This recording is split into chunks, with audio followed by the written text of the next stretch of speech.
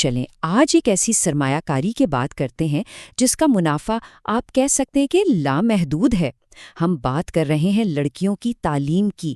یہ ایک ایسی اسٹریٹجک بریفنگ ہے جو قومی خوشحالی کی بنیاد ہے، اور دیکھیں اس کے اثرات صرف ایک فرد پر نہیں بلکہ پورے ملک کی معیشت اور اس کے استحکام پر پڑتے ہیں۔ تو شروعات ایک بڑے سوال سے کرتے ہیں۔ کبھی سوچا ہے کہ کسی بھی ملک کی ترقی اور خوشحالی کے پیچھے سب سے بڑی، سب سے طاقتور چیز کیا ہو سکتی ہے؟ آپ کو شاید لگے گا کہ اس کا جواب بہت پیچیدہ ہوگا، لیکن حقیقت میں یہ کافی حیران کن حد تک سادہ ہے۔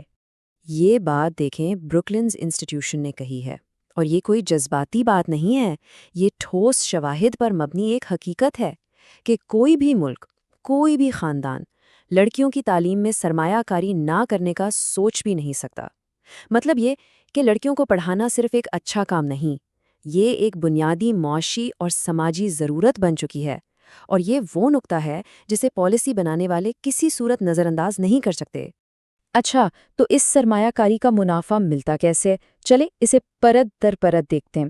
سب سے پہلا اور سب سے سیدھا فائدہ تو اس تعلیم یافتہ خاتون کو خود ہوتا ہے، خاص طور پر اس کی معاشی زندگی میں۔ یہ جو 25% کا حصہ ہے نا، یہ بہت اہم ہے۔ ذرا سوچئے، سیکنڈری سکول کی تعلیم کا صرف ایک اضافی سال ایک خاتون کے مستقبل کی کمائی میں 25% تک کا اضافہ کر سکتا ہے۔ یہ کوئی چھوٹی بات نہیں ہے، یہ ایک ایسا منافع ہے جو زندگی بھر اس کے کام آتا ہے۔ اور اب آتی ہے اصل بات، یہ 90%، یہ واقعی کمال ہے۔ تعلیم یافتہ خواتین جو کماتی ہیں نا، اس کا تقریباً 90% حصہ وہ واپس اپنے خاندان اور اپنی کمیونٹی پر خرچ کرتی ہیں۔ یہ پیسہ سیدھا صحت، بچوں کی خوراک اور ان کی تعلیم پر لگتا ہے، یعنی ایک ایسا مثبت چکر شروع ہو جاتا ہے جو پورے معاشرے کو اوپر اٹھاتا ہے۔ لیکن کہانی یہاں ختم نہیں ہوتی۔ یہ جو انفرادی خوشحالی ہے نا، یہ ایک لہر کی طرح پھیلتی ہے، پہلے خاندان تک اور پھر وہاں سے پوری کمیونٹی تک۔ اس کا منافع کئی گنا بڑھ جاتا ہے۔ اس کی سب سے بڑی مثال صحت کے شعبے میں نظر آتی ہے۔ جب ایک ماں پڑھی لکھی ہوتی ہے نا، تو اس کے فیصلے بہتر ہوتے ہیں۔ اس کا نتیجہ کیا نکلتا ہے؟ بچوں اور ماؤں کی اموات کم ہو جاتی ہیں، بچوں کو وقت پر حفاظتی ٹیکے لگتے ہیں، پورے خاندان کی غذائیت بہتر ہوتی ہے، اور تو اور HIV بائی ایڈز اور ملیریا جیسی بیماریوں میں بھی کمی آتی ہے۔ دراصل یہ ایک صحت مند معاشرے کی بنیاد ہے، جس سے ملک کے صحت کے نظام پر بوجھ بھی کم پڑتا ہے۔ اب ذرا ان اعداد و شمار کو دیکھیں۔ یہ سب سہارا افریقہ کی مثال ہے، اور یہ بہت واضح طور پر بتاتی ہے کہ تعلیم کا خاندانی منصوبہ بندی پر کتنا گہرا اثر ہوتا ہے۔ جہاں ایک ماں پڑھی لکھی نہیں، وہاں اوسطاً تقریباً 6.7 بچے ہیں، لیکن جس ماں نے سیکنڈری تک تعلیم حاصل کی ہے، وہاں یہ تعداد کم ہو کر 3.9 رہ جاتی ہے۔ اس کا سیدھا مطلب ہے چھوٹے، زیادہ پائیدار خاندان اور قومی وسائل پر کم دباؤ۔ اور سب سے خوبصورت بات یہ ہے کہ یہ سلسلہ نسل در نسل چلتا ہے۔ ایک پڑھی لکھی لڑکی کل کو ایک پڑھی لکھی ماں بنتی ہے، اور پھر وہ اس بات کو یقینی بناتی ہے کہ اس کے اپنے بچے، چاہے وہ لڑکا ہو یا لڑکی، اسکول ضرور جائیں۔ تعلیم ایک نسل سے دوسری نسل کو منتقل ہوتی ہے، اور اس طرح پورے ملک کا انسانی سرمایہ خود بخود بڑھتا چلا جاتا ہے۔ ٹھیک ہے، تو ہم نے فرد اور خاندان کی سطح پر فائدے دیکھ لیے۔ اب ذرا بڑے پیمانے پر سوچتے ہیں، یعنی قومی سطح پر۔ یہ سرمایہ کاری آخر پورے ملک کی معیشت کو کیسے مضبوط کرتی ہے؟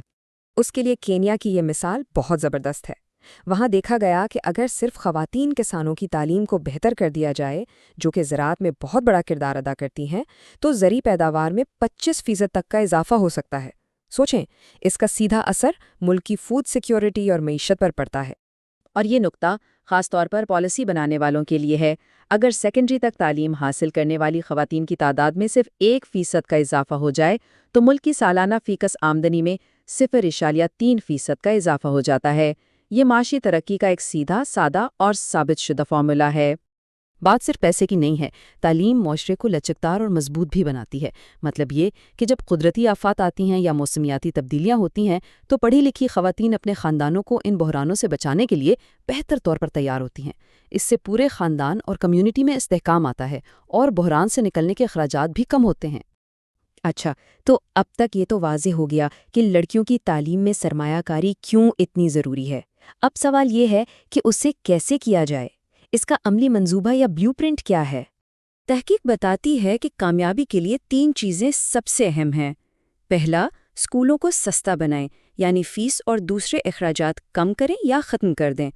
दूसरा, स्कूल घरों के करीब बनाएं ताकि लड़कियों के लिए सफ़र आसान और महफूज हो।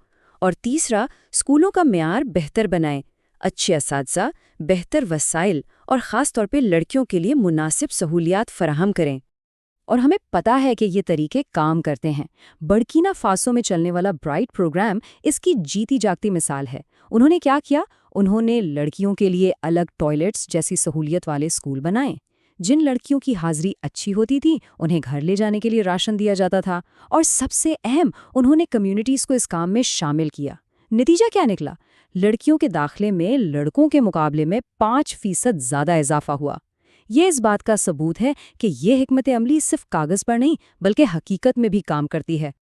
तो आखिर में बात यह है, शवाहिद हमारे सामने हैं, मुनाफा साबित हो चुका है। अब पॉलिसी बनाने वालों के लिए सवाल ये नहीं बचा कि सरमायाकारी क्यों की जाए। असल सवाल ये है कि जो तरीके काम करते हैं उन्हें हम कितनी जल्दी और कितने बड़े पैमाने पर नाफिज कर सकते हैं। कौमी तरक्की की रफ्तार इसी सवाल के जवाब पर मुनहसर है।